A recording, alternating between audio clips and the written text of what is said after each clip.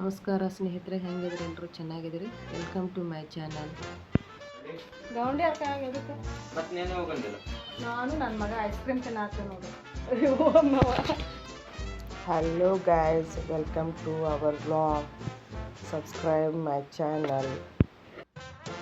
So ಇವತ್ತು ಬುಧವಾರ ಸಂತೆ ಇತ್ತು. ನಾವು ನಮ್ಮ ಕಡೆ ಬುಧವಾರ ದಿನ ಸಂತೆ ಇರ್ತೈತಿ. ಸಂತೆಗೆ ಹೋಗಿದ್ದೆ ನಾನು ಇವತ್ತು.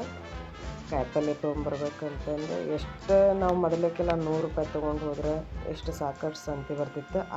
ಅವಾಗೆಲ್ಲ ಕಾಯಿಪಲ್ಲೆ ತೊಗೊಂಬಂದವ್ರು ನಾವು, ಈಗೂ ಕಾಯಿಪಲ್ಲೆ ಮಾಡತ್ತವ್ರು ನಾವು. ಆಗಿಂದಕ್ಕೆ ಈಗಿಂದಕ್ಕೆ ಭಾಳ ವ್ಯತ್ಯಾಸ ಐತೆ ನೋಡ್ರಿ. ಅವು 20 ರೂಪಾಯಿಗೆ ಒಂದು ಚೀಟ್ ಹಚ್ಚಿರ್ತಾರೆ ರೀ ಅಕ್ಕಡಿ ಕಾಳು. ಅವನ್ನ ಅಷ್ಟು ಒಂದು 20 ರೂಪಾಯಿದಾಗ ತೊಗೊಂಡ್ರು ಅದಷ್ಟು ಅಕ್ಕಡಿ ಕಾಳು 200 ರೂಪಾಯಿದು ಅಕ್ಕಡಿ ಕಾಳು ಆತ್ರಿ. ಅಕ್ಕಡಿಗೆ ಆತು ಒಂದು ಒಳ್ಳೆಯ ಪ್ಯಾಕೆಟ್ ತೊಗೊಂಡಿನಿ. ಅದು ಸ್ವಲ್ಪ ಮೆಣಸಿನ್ಕಾಯಿ, ಈರುಳ್ಳಿ, ಟೊಮ್ಯಾಟೊ, ಬದ್ನೆಕಾಯಿ ಇವನ್ನೆಲ್ಲ ತೊಗೊಳಕತ್ರು. ಆವಾಗೆಲ್ಲ ನಾವು ಎಷ್ಟು ನೋಡ್ರಿ ಸಂತೆ ಬರೀ 100 ರೂಪಾಯಿ ತೊಗೊಂಡು ಹೋದ್ರೆ ಎಲ್ಲ ನಮ್ಮವು ಹಬ್ಬದ ಸಂತೆ ಮಾಡೋಕ್ಕೆ. ಅವಾಗೆಲ್ಲ ನಾವು ಸಣ್ಣವರಿದ್ದಾಗ. ಈಗ ನಾವು 1000 ರೂಪಾಯಿ ಸಂತೆ ತೊಗೊಂಡು ಹೋಗ್ತೀವಿ ಅಂದ್ರೂ ಅಷ್ಟಕ್ಕಷ್ಟ ಸಂತೆ ಏನು ತೊಗೊಂಡ್ವಿ ಏನು ಬಿಟ್ವಿ ಅನ್ನಂಗೆ ಆಗಿಬಿಡ್ತೈತೆ ರೀ. ನಮ್ಮ ಮಮ್ಮಿಯವ್ರು 100 ರೂಪಾಯಿ ಇದ್ರೆ ಹಬ್ಬ ಮಾಡೋರು. ಸಂತೆ ಎಲ್ಲ ತೊಗೊಂಬಂದು ಕೆಲಸ ನಾವು ಏನು ಬೇಕು ಏನಿಲ್ಲ ಒಳ್ಳೆ ಎಣ್ಣೆಗೆ ಅದ್ರ ಮಾಡಿ ಸಕ್ಕರೆ, ಚಾಪ್ಡಿ ಎಲ್ಲ ತೊಗೊಂಬರೋರು, ಕಾಯಿಪಲ್ಲೆ ತರೋರು. ಈಗ ನೋಡ್ರಿ ನಾವು 1000 ರೂಪಾಯಿ ತೊಗೊಂಡು ಹೋದ್ರೂ ಇಷ್ಟ ಅಂದ್ರೆ ಇಷ್ಟು ಕಾಯಿಪಲ್ಲೆ ಬರೀ ಒಳ್ಳೆ ಎಣ್ಣೆ, ಆಮೇಲೆ ಕಾಯಿಪಲ್ಲೆ, ಅಕ್ಕಡಿ ಕಾಳು ಇದು ಬಿಟ್ಟರೆ ಮತ್ತು ಅದ್ರೊಳಗೆ ನಾನು ಸಕ್ಕರೆ ಬಂತು, ಚಾಪುಡಿ ಬಂತು, ಏನೂ ತೊಗೊಂಬಂದಿಲ್ಲ. ಯಾಕೆ ಈಗ ಅಷ್ಟು ಗಗನಕ್ಕೆ ಏರ್ಬಿಟ್ಟೈತೆ ರೀ ಎಲ್ಲ ಬೆಲೆ. ನನಗೇನೋ ನೋಡ್ರಿಪ್ಪ ಕೈ ತುಂಬ ಬಳಿ ಇದ್ರೆ ಚೆಂದ. ಹಿಂಗಾಗಿ ಇವತ್ತು ಕಾಯಿಪಲ್ಲೆ ತರಕ್ಕೆ ಹೋದ ಬಳಿನ ಹಾಕ್ಕೊಂಡು ಬರ್ರಿ ಒಂದು ರೆಸಿಪಿ ಮಾಡಾಕ್ತೀನಿ ನೋಡೋಣ. ಇವಾಗ ನೋಡ್ರಿ ನಾನು ಒಂದು ರೆಸಿಪಿ ಮಾಡಾಕ್ತೀನಿ ಅಂದಮೇಲೆ ಅಡುಗೆಗೆ ಉಳ್ಳಾಗಡ್ಡಿ, ಟಮಾಟಿ, ಅವು ಮೆಣಸಿನ್ಕಾಯಿ ಹುರ್ಕೋಬೇಕ್ರಿ. ಇದಿಷ್ಟು ಮಸಾಲೆ ಐಟಮ್ ರೀ. ಏಲಕ್ಕಿ, ದಾಲ್ಚಿನ್ನಿ, ಹವೀಜ, ಬಡೆ ಸೊಪ್ಪು, ಜೀರಿಗೆ, ಲವಂಗ, ಮೆಣಸ್ಕಾಳು ರೀ ಇವೆಲ್ಲನೂ ಹುರುಗಬೇಕು ರೀ ಬೇಷಾಗ. ಗ್ಯಾಸ್ ಹಚ್ಚಿ ತವ ಇಡಬೇಕು. ಸ್ವಲ್ಪ ಆದಮೇಲೆ ಮಸಾಲೆ ಎಲ್ಲ ಹಾಕಿ ಹುರಿಬೇಕು ಚೆಂದಾಗದು. ನಾವು ಆಯಿಲ್ ಹಾಕಿಲ್ಲ, ಹಂಗಂಗೆ ಹಾಕ್ತೀನಿ.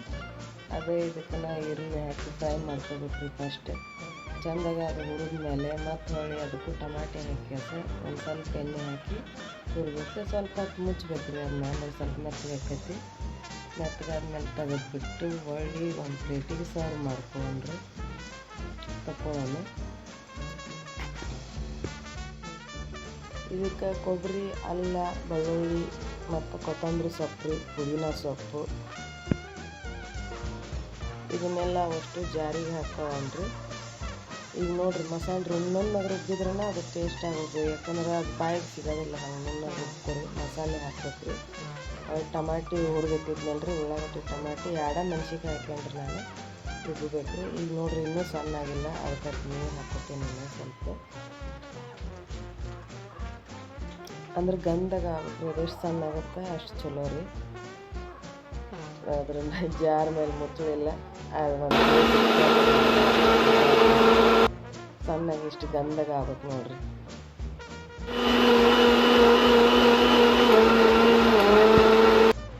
ಪನ್ನೀರ್ ತೊಗೊಂಬಂದಿದ್ದೀನಿ ನೋಡ್ರಿ ಇವತ್ತು. ಇದೇ ರೆಸಿಪಿ ನೋಡ್ರಿ. ಪನ್ನೀರ್ ಮಾಡಬೇಕು ಅಂತಂದು ಪನ್ನೀರ್ ಗ್ರೇವಿ ಮಾಡಾಕ್ತಿದ್ದೆ ನಾನು ಇವತ್ತು.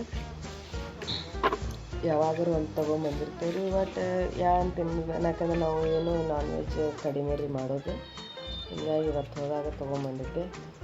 ಸ್ವಲ್ಪ ಎಣ್ಣೆ ಹಾಕಿ ಹಸ್ರಿ ಅದನ್ನು ಫ್ರೈ ಮಾಡ್ಕೋಬೇಕು. ಯಾಕೆ ಮೆತ್ತಗೆ ಭಾಳ ಆಗಿತ್ತು.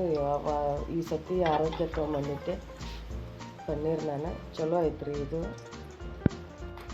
ಅದು ಎಣ್ಣೆಗನ ರೀ ಒಂದು ಸ್ವಲ್ಪ ಈರುಳ್ಳಿ ಹಾಕಿ ಚೆಂದಾಗಿ ಹುರ್ಕೋಬೇಕು ರೀ.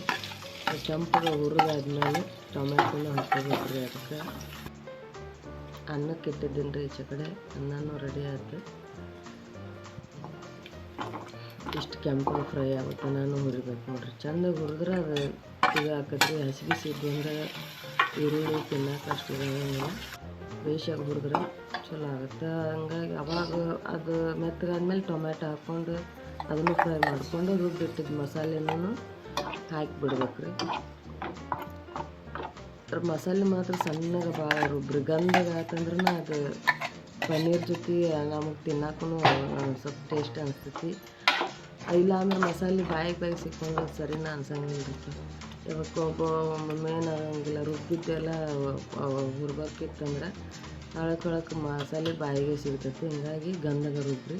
ಹಂಗೆ ಅರ್ಶಿಣ ಪುಡಿ, ಖಾರ ಪುಡಿ ರೀ, ಹೊಳ್ಳಿ ಗರಂ ಮಸಾಲ, ಹವೀಸ್ ಪೌಡ್ರು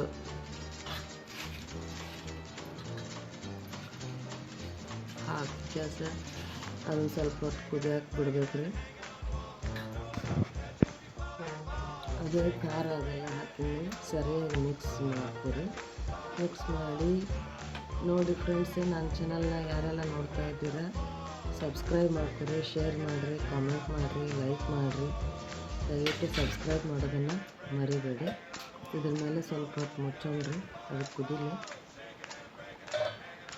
ರುಚಿಗೆ ಎಷ್ಟು ಬೇಕೋ ಅಷ್ಟು ಉಪ್ಪು ಹಾಕ್ರಿ.